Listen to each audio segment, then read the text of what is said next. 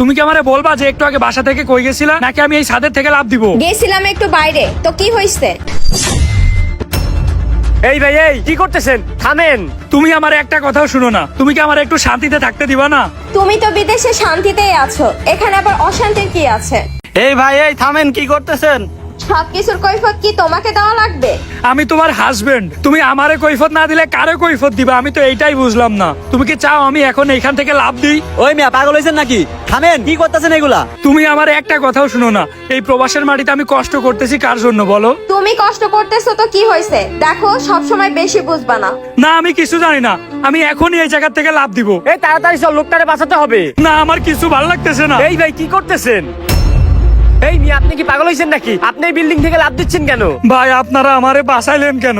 আমার এই জীবনের কোনো মূল্য নেই ভাই।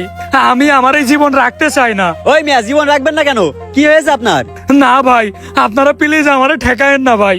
আমার এই জীবন আমি রাখতে চাই না। আরে ভাই, কি বলতেছেন এইগুলা? আমরা একসাথে এত বছর যাবত প্রবাসের মাটিতে কাজ করি। আপনার সমস্যাগুলো যদি আমাদের কাছে শেয়ার না করেন, তাইলে কাকে করবেন? না ভাই, ঘরের কথা আমি কারে বলবো বলেন? শত্রু যদি আমার বাইরের কেউ হইতো তাইলে না হয় নিজেরা বুঝ দিতে পারতাম, কিন্তু শত্রু আমার ঘরের কেউ। আরে ভাই, কি বলছেন? আমরা তো কিছুই বুঝতাছি না। একটু ভালো করে বুঝিয়ে বলেন তো। ভাই তাইলে শুনেন কাহিনী। কি ব্যাপার বুঝলাম না, সারাদিনও কার সাথে বিজি থাকে? যখন কল করি তখনই নাম্বার বিজি। আর একটা কল দিয়ে দেখি দেখি কলটা ঢুকে নাকি। আমার আর ভাল লাগতেছে না। আল্লাহ, আমি কি করব? আমারে কি একটু শান্তিতে থাকতে দিবে না? এই প্রবাসের মাটিতে এসেও যদি এত অশান্তি হয়। আমি প্রবাসের মাটিতে এই খাবার খেয়ে থাকি, আর ওদেরকে প্রতি সপ্তাহে সপ্তাহে মাংস খাওয়াই, আর ওরাই কিনা আমার এতটা কষ্ট দেয়। সবই তো শুনলাম ভাই। আসলে আমাদের প্রবাসীদের জীবনই এইরকম। আমরা প্রবাসে আসি পরিবারকে সুখে রাখার জন্য, কিন্তু আসলে আমরাই সুখে নাই। ভাই কি করি নাই বলেন? প্রতি মাসে লক্ষ লক্ষ টাকা পাঠাইছি, যেইটা চাইছে সেইটা দিছি, তারপরও আমার সাথে এরকম বেইমানিটা করলো। আসলে ভাই, ফ্যামিলির লোক আমাদের মতন প্রবাসীদের কষ্ট বুঝতে চায় না। ওরা মনে করে আমরা টাকার মেশিন।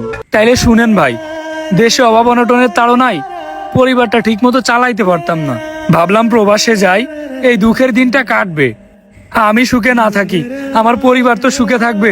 কিন্তু ওরা মনে করেছে আমি মনে হয় টাকার মেশিন, আমার মনে হয় কোনে কত। ওরা আমার দিকটা দেখে না, মনে করে ওরা সুখে থাকলেই হবে, আমার আর সুখে থাকা লাগবে না। আমি সুখে থাকি কি দুঃখে থাকি তাতে ওর কিচ্ছু যায় আসে না। একটাবার আমার কাছে কল দিয়ে জিজ্ঞাসাও করে না যে আমি কিছু খাইছি কিনা, শুধু তার টাকা চাই টাকা চাই। আমি প্রবাসের মাটিতে যার জন্য কষ্ট করি, যার জন্য এত পরিশ্রম করি, সে আমার পিছনেই লুকায় লুকায় আরেকটা ছেলের সাথে কথা বলে। ভাই আপনারাই বলেন, এটা কোন ছেলে সহ্য করবে? সারাদিন পরিশ্রম করার পর যদি দিন শেষে এরকম কাহিনী দেখি, এরকম খারাপ ব্যবহার করে আমার সাথে, তাইলে আপনিই বলেন ভাই, মাথা কি ঠিক রাখা যায়? শুনেন ভাই, আপনি কার জন্য জীবন দিবেন যার কাছে আপনার কষ্টের কোনো মূল্য নাই? কি করবো ভাই, আপনারাই বলেন। আমার আর কিছু ভাল লাগতেছে না। আমি আমার এই জীবন রাখতে চাই না ভাই। খবরদার ভাই, এইসব কথা আর মুখে আনবেন না। আজকে থেকে প্রতিজ্ঞা করেন, দেশে আর একটা টাকাও পাঠাবেন না। ভাই, আমি নিজের যে সান্ত্বনা দিতে পারি না। আমি কি বলে নিজের সান্ত্বনা দেব বলেন? আমরা প্রবাসের মাটিতে এত কষ্ট করি, আমাদের কষ্টর একটু ফুটাও মূল্য দেয় না। যদি একটু মূল্য দিত তাইলে নিজেরে বুঝ দিতে পারতাম, নিজেরে সান্ত্বনা দিতে পারতাম। একটুও মূল্য দেয় না ভাই, কার জন্য এত কষ্ট করব? হ্যাঁ ভাই, এদের জন্য দেশে টাকা পাঠাইয়া কোনো লাভ নাই। কয়েক মাস টাকা পাঠাইবেন না, দেখবেন সোজা হয়ে যাবে। হ্যাঁ ভাই, ও ঠিকই বলছে। দেশে একটা টাকাও পাঠাবেন না, তাহলে দেখবেন আপনার বউ আপনার পার কাছে এসে পড়ে থাকবে। শুনেন ভাই, কারোর জন্য জীবন দিয়ে কোনো লাভ নাই। নিজের জীবন না দিয়ে ওরা একটা শিক্ষা দিয়ে দেন। আপনি ঠিক বলছেন ভাই, আমি এইটাই করব। এখন থেকে দেশে আর একটা টাকাও পাঠাবো না। তারপরে দেখি ও টাকা না পায়ে কই যায়। আর শুনেন ভাই, এখন থেকে নিজের জন্য বাঁচবো, নিজের জন্য পরিশ্রম করব। এতদিন সবকিছু করছি নিজের ফ্যামিলির জন্য, নিজের ফ্যামিলিকে ভালো রাখার জন্য।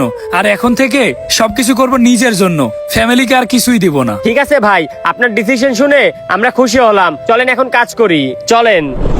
প্রবাসের মাটিতে টাকা ইনকাম করা আপনারা যতটা সহজ মনে করেন, এতটা সহজ আসলে না। সব থেকে বেশি কষ্ট মনে হয় করে প্রবাসীরা, আর সেই প্রবাসীরাই পরিবারের লোকের থেকে কষ্ট পায়। গল্পটা ভালো লাগলে অবশ্যই একটা শেয়ার করে দিবেন।